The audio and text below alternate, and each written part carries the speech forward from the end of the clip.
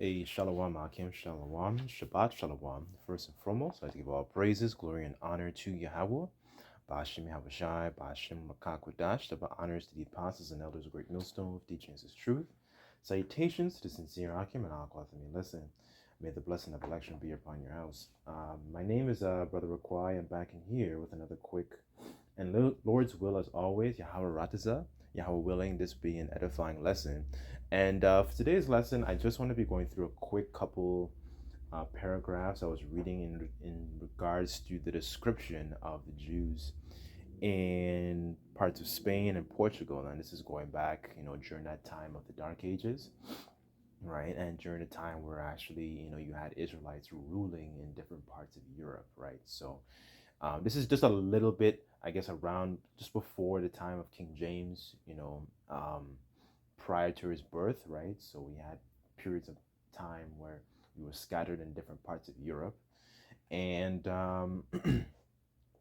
I want to read a couple paragraphs here in regards to how some of the people described some of the Jews back then, right? Because when a lot of our people, well, when people, I'm just speaking in general, when our people turn on the TV today and they associate and think of somebody who's, a J-ish person, they think of, a so-called white person, essentially, and these guys wearing all black, and they got the curly fries on the side of their head, essentially, right? And they don't actually understand and know that the original Jews were a darker skinned people. A lot of people don't know this, right?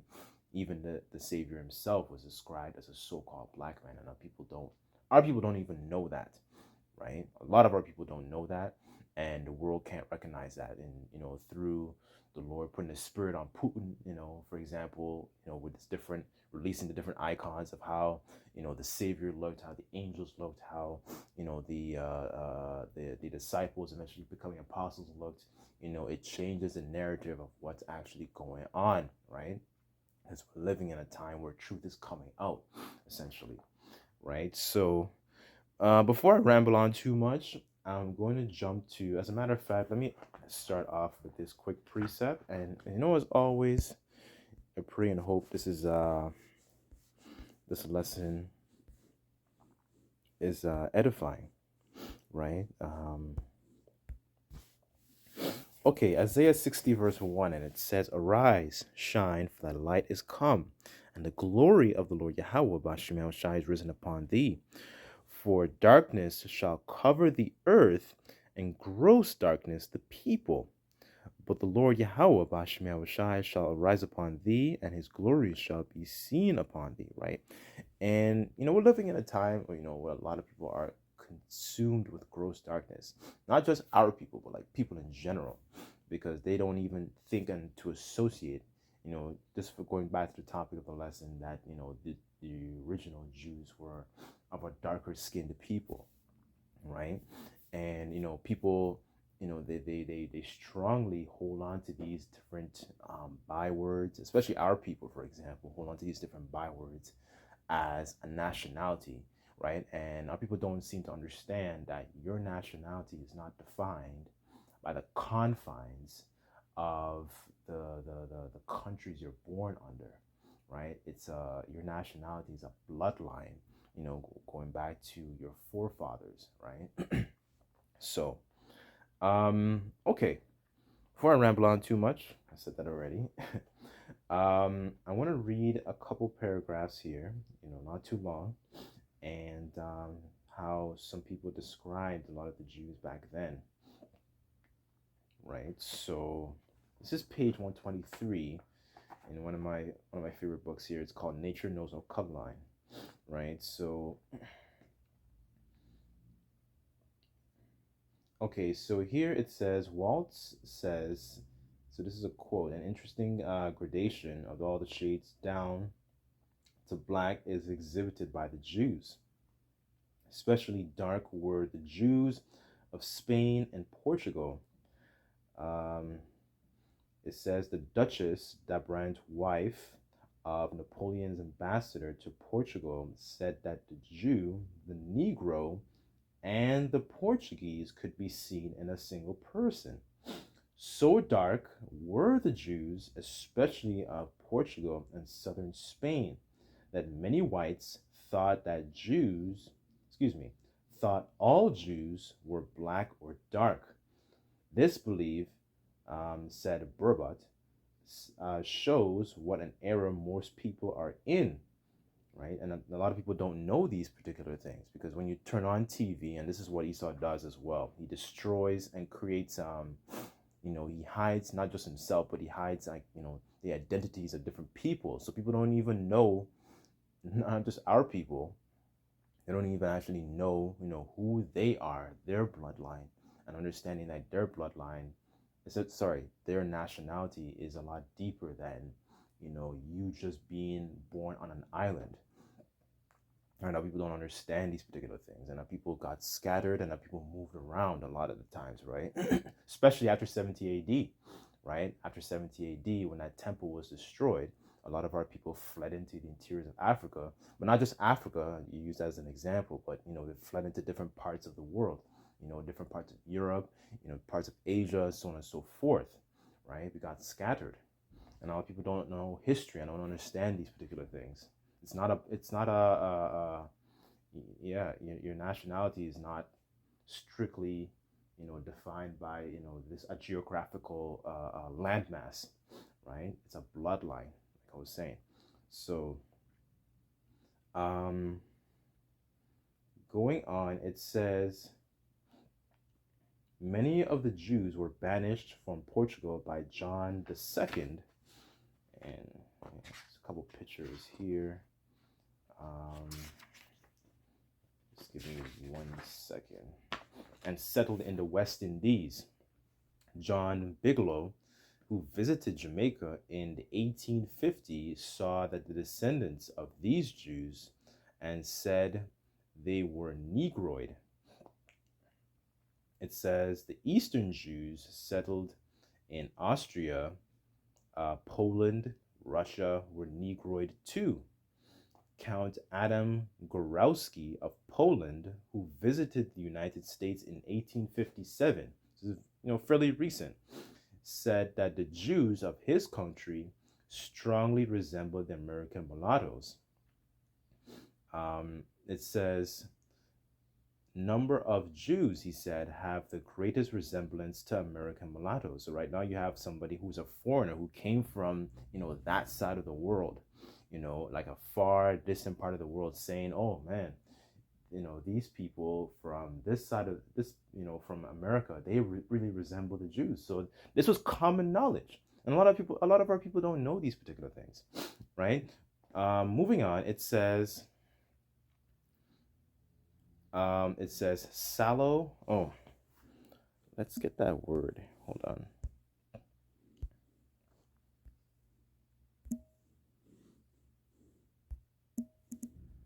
Just bear with me 1 second.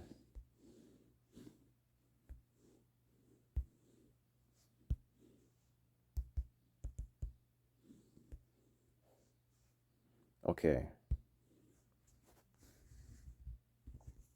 Okay, this is sallow in the etymology. Just to get some more clarification on what he's saying here.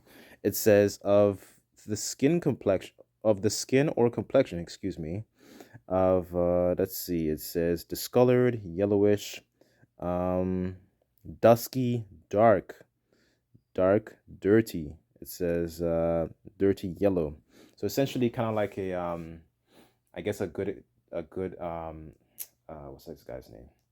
The basketball player Stephen Curry. Yeah, so him, like how he looks, how his parent, not really his parents, I guess, but him and his children, that kind of look, they don't really look like your like like your typical, so-called black man, like your Denzel Washington as an example. They look a little bit more light colored, right? It says dirty grayish blue color. Okay, so let's see if there's any more here. Mm, no, that's about it, right? Another word that will also they were also used to describe these particular people was swarthy, right? So swarthy, excuse me. Okay, so swarthy, it says dark colored, tawny. That's another word that was actually used as well. It says in reference to skin, right? And there's a popular letter that was written by Benjamin Franklin, one of the so-called founding fathers, and he described these particular nations, as all of Africa, for example, was black, but he was referring to those different nations where they had, so-called blacks ruling, right? And this is more knowledge that a lot of our people don't know these particular things. So,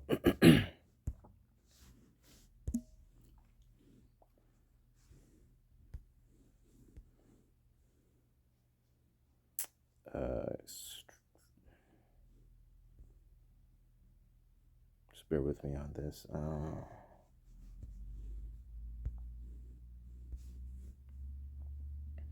Okay, Jeremiah 14, verse 2, and it says in the KJV, Judah, excuse me, Judah mourneth, and the gates thereof languish. They are black unto the ground, and the cry of Jerusalem is gone up. And when you go into this word black, you get the word Gadar, you know, right? To be dark, darken, right? Dark colored. We were originally a dark skinned people. As a matter of fact, there was a president in Egypt. Let me bring this out as well.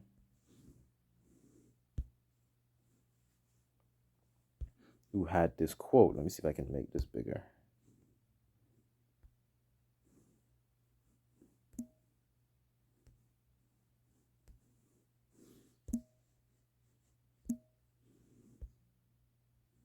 Here it says they left black. So this is Gabal Nasser. He was president during the time of the 50s in Egypt. And he says, um, the Jews will never be to, excuse me, it says the Jews will never be able to find, to, what does it say? Have peace, to find, I guess, find peace here, find here in peace. Sorry, excuse me, live here in peace. Excuse me. Because they left here black and came back white, right? So he's referring to the situation in Israel, and this was shortly after the 1948ers. They came into the land and so on and so forth, right? And it's true. And then up to this day, even that very same night, not to go too off topic, there was a skirmish, and there's been skirmishes in that land up until this very moment of me making this lesson, right? But that's all part of the prophecy, right? Right? That you have heathens that would go into that land and occupy it. Um, Let me just read a little bit more here. Just bear with me. It says, so okay, I'll read this again. It says, sallow complexion, thick lips, crisp black hair. It says, of all the Jewish population scattered over the glove, 1/4 dwells in Poland. So, we got scattered all over, to different countries all over Europe, right? But all over the world, essentially. When you go to, as a matter of fact, let me get it.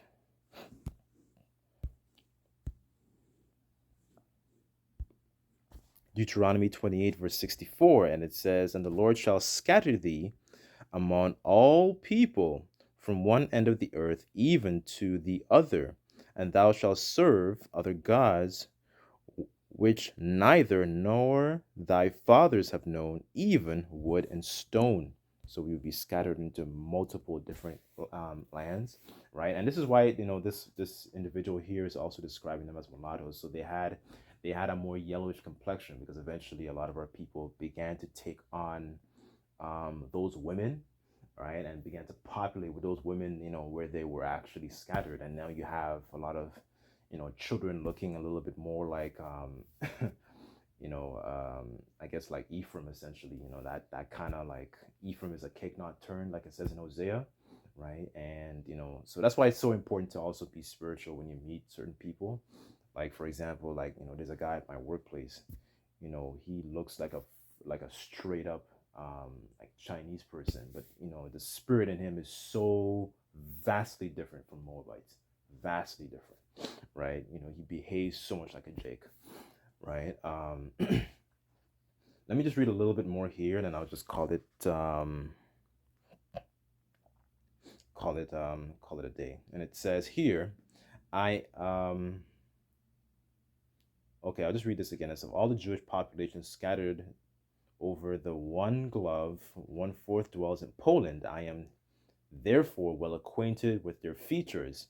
On my arrival in this country, America, I took every light. This is what he's saying, right? This is what the count from Poland is saying. So here he says, I am therefore well acquainted with all their features. On my arrival in this country, America, I took every light colored mulatto for a Jew, right? So he's describing, these so-called, mulattoes, really truly they're Israelites, right? For being Jews. But what Esau has done is put a covering cast over all the people. And a lot of our people don't know these particular portions of history, and neither do they know, understand, the original Jews were of a darker skinned people, right? um, let's see if there's any more here. Okay, yeah, that pretty much sums it up, actually, right?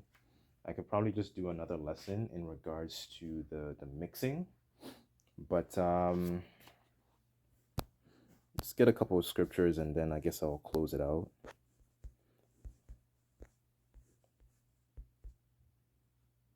So um this is Revelation 1 verse 1, and it says the revelation of Yahushai Hamashiach with the Most High Yahweh gave unto him to show his servants the things which shortly must come to pass. And he sent and signified it by his angel unto his servant John. Right? So this is a description of how the Messiah actually looked, and a lot of people don't know this. So it says in verse 13. Actually, I'll start at verse 14. It says, his head and his hairs were white like wool, as white as snow, and his eyes, were as a flame of fire, and his feet were like unto fine brass, as if they burnt in a furnace. His voice as the sound of many waters. Right. So this is a description of how Yahushua and Mashiach actually looked. Right. He was an Israelite, right? And this is his bloodline. This is his nationality. It's not a nationality. Isn't like African is not a nationality, right? So let's jump to, it says Revelation 20 verse 1, and it says, and I saw an angel come down from heaven having the key of the bottomless pit and a great chain in his hand. And he laid hold on the dragon, that old serpent, which is the devil and Satan, and bound him 1,000 years, right? And that bottomless pit, represents Europe, because of its infertile land. Essentially, it's barren land, right? And a lot of the crops that were used and to make these countries essentially rich, they essentially what they had to do when Esau became back into power, they had to go and conquer and extract a lot of those riches, and bring it back to these countries, right? Because it's a place where a lot of nothing grows there, right?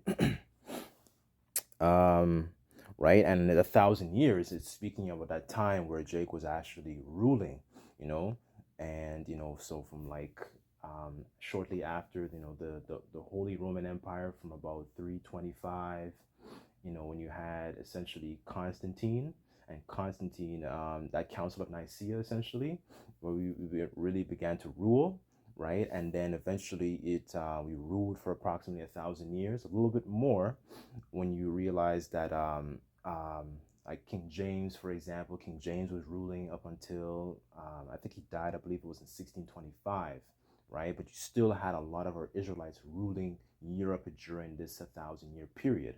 And that 1500-year period is that Renaissance, which is rebirth in the that's what it literally means in French, right? Naissance means birth and re means back, right? So during that particular time is when when Esau began coming back into power, right? And that's when that iconoclasm began to actually take place, right? So, um, anyways, I'll leave it off here, but hopefully, Yahweh willing, Yahweh Ratazah, this lesson was edifying. And I'd like to give all praises, glory, and honor to Yahweh Bashim Yahweh Shai, Bashim Rakakwadash. Double honors to the apostles and elders of Great Millstone for teaching us his truth. Till next time, I say Shalom. Shabbat Shalom.